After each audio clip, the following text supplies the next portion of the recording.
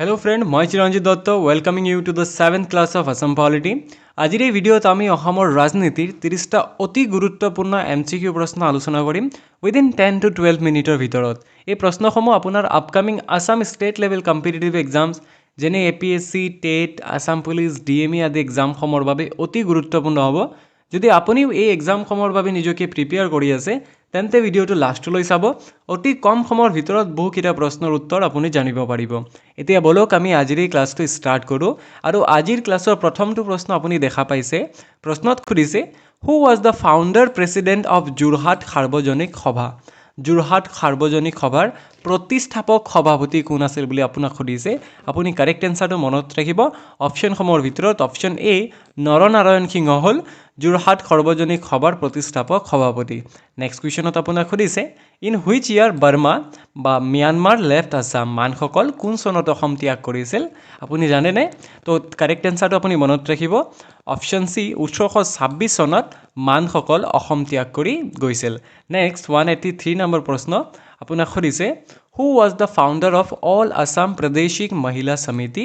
A non governmental organisation working for the welfare of the women of Assam. অসমৰ মহিলাসকলৰ কল্যাণৰ হকে কৰ্মৰত বেচৰকাৰী সংস্থা সদৌ অসম প্ৰাদেশিক মহিলা সমিতিৰ প্ৰতিষ্ঠাপক কোন আছিল? তো এক কথাত ক'ব গ'লে আপোনাক সুধিছে সদৌ অসম প্ৰাদেশিক মহিলা সমিতিৰ প্ৰতিষ্ঠাপক কোন? অপশ্যনসমূহৰ ভিতৰত কাৰেক্ট এনসাৰটো আপুনি মনত ৰাখিব। চন্দ্ৰপ্ৰভা শইকীয়ানী হ'ল সদৌ অসম প্ৰাদেশিক মহিলা সমিতিৰ প্ৰতিষ্ঠাপক। কমেণ্টত বহুকেইজনে কৈছিলে যে ভুল অপশ্যনসমূহ পঢ়ি দিব নালাগে, অনলি কাৰেক্ট এনসাৰটো পঢ়ি দিলেই হ'ব, টাইমো বাচিব আৰু অতি কম সময়ৰ ভিতৰত আমি শুদ্ধ উত্তৰটো জানি ল'ম। তো তাকেই কৰিছোঁ, আমি ভুল অপশ্যনসমূহ ডিছকাছ কৰা নাই, অনলি কাৰেক্ট এনসাৰটো আপুনি মনত ৰাখিব। অতি কম সময়ত বহুকেইটা প্ৰশ্নৰ উত্তৰ আপুনি জানিবলৈ পাৰিব। মোৰ'ভাৰ আপোনাৰ প্ৰিপাৰেশ্যন কোনটো লেভেলত হৈ আছে তাকো আপুনি টেষ্ট কৰিব পাৰিব যে 30টাৰ ভিতৰত কেইটাৰ উত্তৰ আপুনি অলৰেডি জানে। আৰু ইয়াতে কৈ থওঁ, যদি আপুনি নজনা প্ৰশ্নৰ উত্তৰসমূহ জানিব বিচাৰে আৰু এইটো ভিডিঅ'ৰ PDF-সমূহ কালেক্ট কৰি থ'ব বিচাৰে তেন্তে ডেছক্ৰিপশ্যনত টেলিগ্ৰাম চেনেলৰ লিংক দিয়া আছে, তাত গৈ আপুনি এইটো ভিডিঅ' তাৰ লগতে আন ভিডিঅ'সমূহৰো PDF পাই যাব। 184 নম্বৰ প্ৰশ্নত আপোনাক সুধিছে as per the treaty of Yandabo Assam which areas were ceded to the British including Manipur। অসমৰ য়াণ্ডাবু সন্ধি অনুসৰি মণিপুৰৰ উপৰিও আন কোনটো অঞ্চল ব্ৰিটিছসকলৰ হাতত অৰ্পণ কৰা হৈছিল? মণিপুৰৰ উপৰিও আৰু কোনটো অঞ্চল একৰ্ডিং টু য়াণ্ডাবু ট্ৰিটি ব্ৰিটিছসকলৰ হাতত অৰ্পণ কৰা হৈছিল বুলি আপোনাক সুধিলে আপুনি ক'ব option B Arakan is the correct answer. Next কুৱেশ্যনটো হ'ল who among the following from Assam joined Dandi march led by Mahatma Gandhi. Very important প্ৰশ্ন। আপোনাক সুধিছে অসমৰ তলৰ কোনগৰাকী ব্যক্তিয়ে মহাত্মা গান্ধীৰ নেতৃত্বত যি দাণ্ডি যাত্ৰা হৈছিল তাত অসমৰ পৰা যোগদান কৰিছিল? মানে অসমৰ পৰা যোগদান কৰা ব্যক্তিগৰাকীৰ নাম আপোনাক সুধিছে। আপুনি কাৰেক্ট এনসাৰটো মনত ৰাখিব। অপশ্যন বি লীলাধৰ বৰুৱাই মহাত্মা গান্ধীৰ দাণ্ডি মাৰ্চত অসমৰ পৰা গৈ পাৰ্টিচিপেট কৰিছিলে। ভেৰি ইম্পৰ্টেণ্ট প্ৰশ্ন, যিহেতু দাণ্ডি মাৰ্চ ভাৰতৰ ইতিহাসৰ এটা গুৰুত্বপূৰ্ণ ইভেণ্ট হয়, আপুনি তাৰ লগত ৰিলেটেড আৰু অসমৰ লগত যিহেতু ৰিলেটেড হয় you must remember the name. Then 186 number প্ৰশ্ন আপোনাৰ স্ক্ৰীনত দেখা পাইছে আপুনি। প্ৰশ্নত সুধিছে গান্ধীজীৰ নিমখ সত্যাগ্ৰহ, যাক আমি দাণ্ডি যাত্ৰা নামেৰেও জানো হয় নাই, তো দাণ্ডি যাত্ৰাৰ সমৰ্থনত হেমচন্দ্ৰ বৰুৱা, এম তায়েবুল্লাহ, বিষ্ণুৰাম মেধিৰ উপৰিও অসমৰ কোনগৰাকী কংগ্ৰেছ নেতা গুৱাহাটীৰ জজ খেলপথাৰত সমবেত হৈছিল? তো প্ৰশ্নত সুধিছে যে হেমচন্দ্ৰ বৰুৱা, এম তায়েবুল্লাহ আৰু বিষ্ণুৰাম মেধি আৰু এওঁলোকৰ লগত কোনগৰাকী কংগ্ৰেছ নেতাই এই যে মহাত্মা গান্ধীৰ দাণ্ডি মাৰ্চ আছিল তাক ছাপোৰ্ট কৰিবলৈ গুৱাহাটীৰ জজ খেলপথাৰত সমবেত হৈছিল? কাৰেক্ট এনসাৰটো আপুনি মনত ৰাখিব। Option A Ambikagiri Raichoudhury. আপুনি অনলি অম্বিকাগিৰি ৰায়চৌধুৰীৰ নামে মনত ৰাখিলে নহ'ব, আন যে কুৱেশ্যনত যিসমূহ নাম দিয়া আছে হেমচন্দ্ৰ বৰুৱা,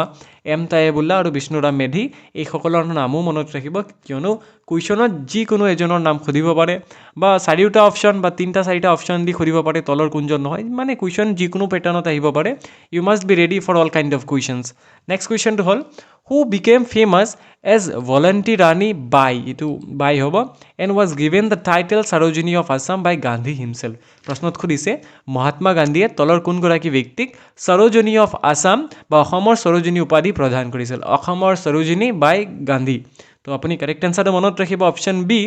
ভানুমতী তালুকদাৰ, এখেতক মহাত্মা গান্ধীয়ে অসমৰ সৰোজিনী উপাধি প্ৰদান কৰিছিল। দেন 188 নম্বৰ কুৱেশ্যন আপুনি দেখা পাইছে প্ৰশ্নত সুধিছে অসহযোগ আন্দোলনৰ সময়ত নিহত হোৱা অসমৰ ইতিহাসৰ প্ৰথম গৰাকী নাৰী শ্বহীদ কোন আছিল অসহযোগ আন্দোলনৰ সময়ত নিহত হোৱা অসমৰ ইতিহাসৰ প্ৰথম গৰাকী নাৰী শ্বহীদ আপুনি কাৰেক্ট এনসাৰ মনত ৰাখিব option A Malati ma'am who was the first woman martyr in the history of Assam who was killed during the non-cooperation movement to correct answer to monot rakhibo option A 189 number question to hold who formed Mrityu Bahini to fight against the British in Assam অসমত ইংৰাজৰ বিৰুদ্ধে যুঁজ দিয়াৰ বাবে কোনে মৃত্যু বাহিনী গঠন কৰিছিল ইয়াত এটো এটা অতি গুৰুত্বপূৰ্ণ প্ৰশ্ন হয় তো মৃত্যু বাহিনী কোনে গঠন কৰিছিল অপশনসমূহ আপোনাক দিয়া আছে তাৰে কাৰেক্ট এনসাৰ মনত ৰাখিব অপশন ডি পুষ্পলতা দাসে অসমত মৃত্যু বাহিনী গঠন কৰিছিল ইংৰাজসকলৰ বিৰুদ্ধে যুঁজ দিয়াৰ বাবে নেক্সট কুৱেশ্যনটোত আপোনাক সুধিছে 1920 চনৰ ডিসেম্বৰ মাহত কোনখন অধিৱেশনত অসম সন্থাই মহাত্মা গান্ধীৰ নেতৃত্বত অসহযোগ আন্দোলনত যোগদান কৰাৰ সিদ্ধান্ত গ্ৰহণ কৰিছিল অপশনসমূহ আপোনাক দিয়া আছে তাৰে কাৰেক্ট এনসাৰটো মনত ৰাখিব তেজপুৰত অনুষ্ঠিত হোৱা অসম সন্থাৰ 17তম অধিৱেশনত তেওঁলোকে এইটো সিদ্ধান্ত লৈছিল নেক্সট কুৱেশ্যনটোত আপোনাক সুধিছে কোন চনত অসমক গভৰ্ণৰৰ অধীনত ব্ৰিটিছ ইণ্ডিয়ান প্ৰদেশৰ মৰ্যাদা প্ৰদান কৰা হৈছিল in which year Assam was given a status of British Indian province under a governor Sir Nicholas Dodd Bitson Bell তো আপুনি মনত ৰাখক যে কোন চনত অসমক গভৰ্ণৰৰ অধীনত ব্ৰিটিছ ইণ্ডিয়ান প্ৰদেশৰ মৰ্যাদা দিয়া হৈছিল কাৰেক্ট এনসাৰটো হ'ব অপচন এ 1921 চনত অনলি কাৰেক্ট এনসাৰটো মনত ৰাখিলে হ'ল 1921 চনত নেক্সট 192 নম্বৰ প্ৰশ্নত আপোনাক সুধিছে in which year was APCC formed APCC মানে অসম প্ৰদেশ কংগ্ৰেছ কমিটি দেই অসম প্ৰদেশ কংগ্ৰেছ কমিটি কোন চনত গঠিত হৈছিল তো কাৰেক্ট এনসাৰটো আপুনি মনত ৰাখিব অপচন বি 1921 চনত অসম প্ৰদেশ কংগ্ৰেছ কমিটি মিন্স APCC গঠন হৈছিল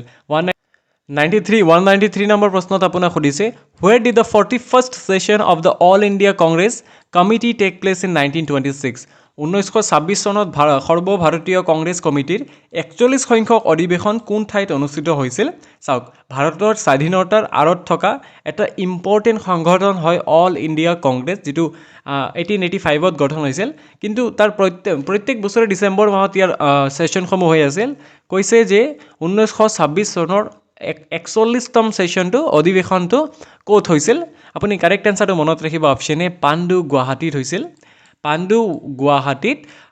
ভাৰতীয় কংগ্ৰেছ কমিটিৰ 41 সংখ্যক অধিৱেশন হৈছিল ভেৰি ইম্পৰ্টেন্ট প্ৰশ্ন হয় ইভেন সভাপতি কোন আছিল তেনে ধৰণৰ প্ৰশ্নসমূহ খুদে আপোনাক সো আপুনি নেক্সট ক্লাছসমূহ চাই থাকিব আমি সকলো ধৰণৰ কোৱেশ্চন লৈ আনাৰ চেষ্টা কৰিম 194 নম্বৰ প্ৰশ্নত আপোনাক সুধিছে অসমত দ্বৈত শাসন ব্যৱস্থা কোন চনত প্ৰৱৰ্তন কৰা হৈছিল ভেৰি ইম্পৰ্টেন্ট প্ৰশ্ন হয় দেই আচ্ছা প্ৰশ্নসমূহ চাই আপুনি হয়তো ফিল কৰিছে যে প্ৰশ্নসমূহ কিমান ইম্পৰ্টেন্ট হয় যদি আপুনি ইম্পৰ্টেন্ট বুলি অনুভৱ কৰি আছে আৰু ভিডিঅটো ইয়ালৈ চাইছে নিশ্চয় কিবা নে কিবা ভ্যালু বিচাৰি পাইছে চেনেলটোত সো চেনেলটোত যদি প্ৰথমবাৰ আহিছে সাবস্ক্ৰাইব কৰিব কমেন্টত জনাব ভিডিঅটো কেনে লাগিছে তো প্ৰশ্নত খুদিছে in which year diarchy dual government was introduced in Assam আপুনি কাৰেক্ট এনসাৰটো মনত ৰাখিব অপচন এ 1919 চনত অসমত দ্বৈত শাসন ব্যৱস্থা প্ৰৱৰ্তন কৰা হৈছিল 195 নম্বৰ প্ৰশ্নত আপোনাক সুধিছে in which year did Assam Chhatra সন্মিলন ফৰ্ম অসম ছাত্ৰ সন্মিলন কেতিয়া গঠিত হৈছিল এইটো এটা ইম্পৰ্টেন্ট প্ৰশ্ন হয় তো কাৰেক্ট এনসাৰটো আপুনি মনত ৰাখিব বি অপচন বি 25 ডিসেম্বৰ 1916 চনত অসম ছাত্ৰ সন্মিলন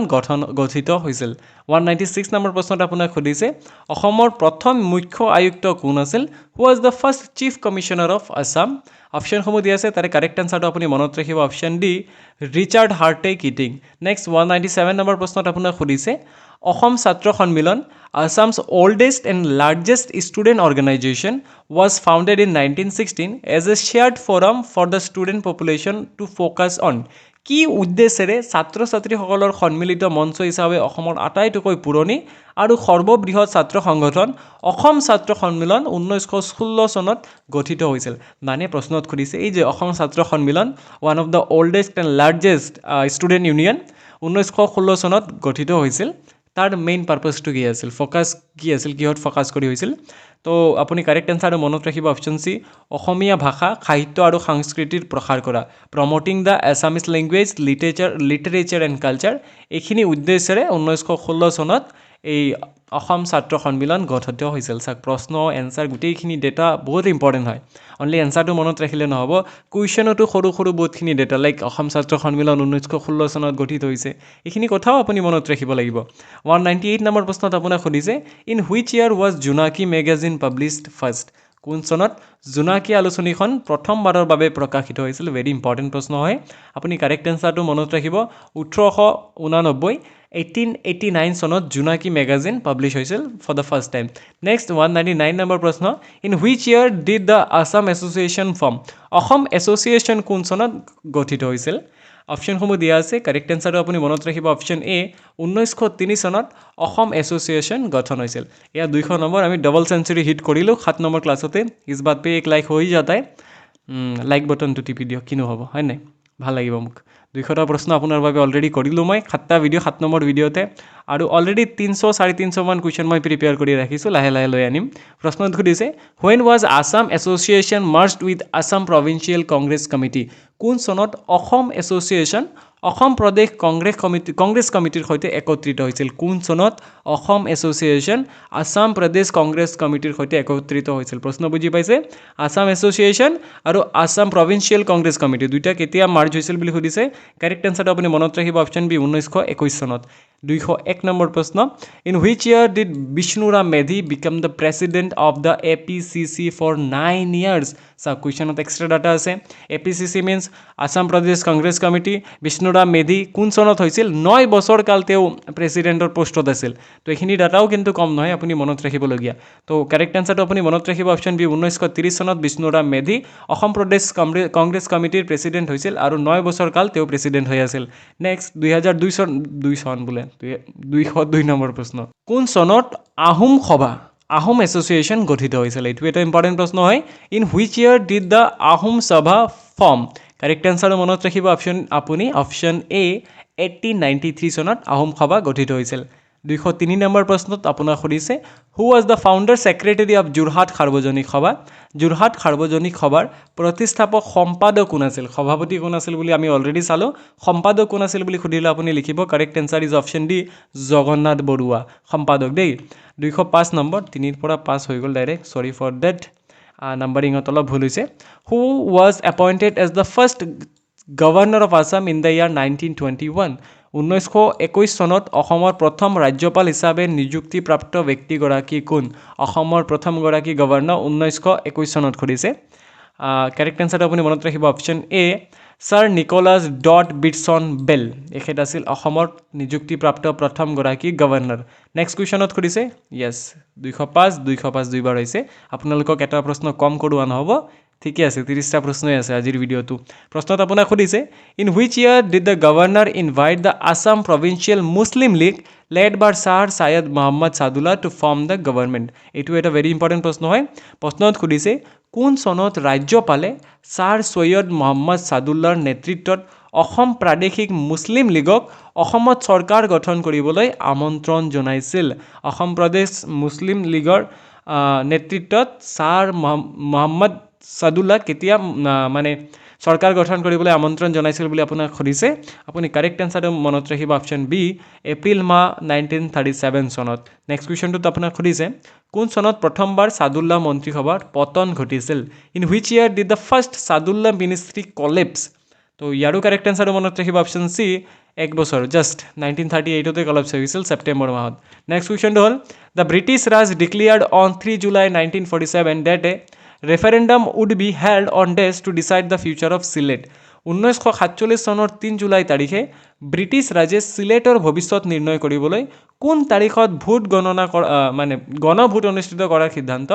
গ্ৰহণ কৰিছিল 1947 চনত যেতিয়া ভাৰতবৰ্ষ স্বাধীন হও আছিল সেই সময়ত ব্ৰিটিছসকলে সিলেটৰ ভৱিষ্যত কি হ'ব তাৰ বিষয়ে ভোট গণনাৰ তাৰিখটো কি দিছিল আপুনি কাৰেক্ট এনসাৰটো মনত ৰাখিব অপশ্যন সি 6 জুলাই 1947 চনত ভোট হোৱাৰ কথা আছিলে next question is 208 number sir Saadulla's party was এইটো এটা ইম্পৰ্টেণ্ট প্ৰশ্ন হয় যে ছাৰ ছাদুল্লাহৰ দলৰ নামটো কি আছিল দেন অপশ্যনসমূহৰ ভিতৰত আপুনি কাৰেক্ট এনসাৰটো মনত ৰাখিব অপশ্যন এ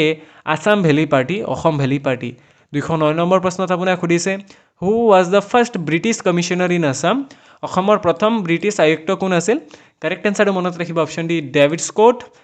210 নম্বৰ প্ৰশ্ন আৰু আজি লাষ্ট প্ৰশ্নত আপোনাক সুধিছে সিলেটৰ সন্দৰ্ভত হোৱা গণভোটৰ আয়ুক্ত হিচাপে কাক নিযুক্ত দিয়া হৈছিল সিলেটৰ সন্দৰ্ভত যি গণভোট হৈছিল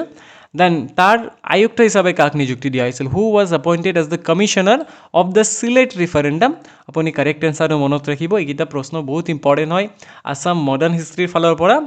যদি আপুনি APSC বা তেনে গ্ৰেজুৱেট লেভেলৰ পোষ্টসমূহৰ বাবে নিজে এপ্লাই কৰিছে বা প্ৰিপেয়াৰ কৰি আছে তো এইটো কাৰেক্ট এনসাৰ আপুনি মনত ৰাখিব অপশ্যন এ HC ষ্টক আছিল